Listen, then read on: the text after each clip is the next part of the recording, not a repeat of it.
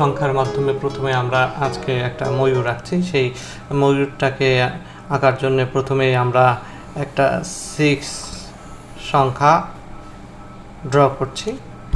এভাবে তোমরা অবশ্যই 6 সংখ্যা প্রত্যেকে ড্র করতে পারো এবং 6 সংখ্যার নিচে আমরা এভাবে একটা টান দিয়ে একটা 4 আমরা ড্র করে নিচ্ছি এবং এই 6 সংখ্যাটাকে এভাবে আমরা একটা শেপ দিলাম গোল করে এবং এখান থেকে এই একটা টান দিলাম, এরকম একটা শেপ আসলো।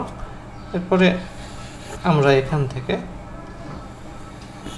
অংশ বের করলাম আর এখান থেকে আমরা একটা ঠোঁট বের করলাম এবং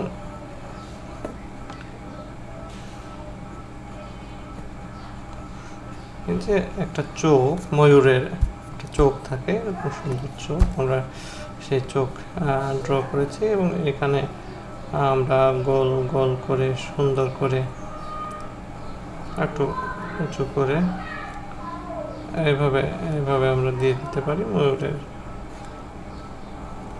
মাথায় সাধারণত এ ধরনের এইখান থেকে ময়ূরের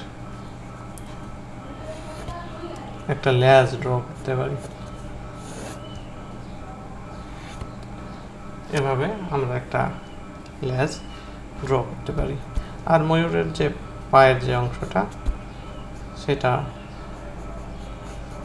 আমরা এইভাবে যদি ড্র করি এবং এখান থেকে ওর যে পায়ের ভাঁজটা আমরা যদি এইভাবে দিয়ে দিই, তাহলে মোটামুটি আমাদের একটা পাখির শেপ চলে আসছে।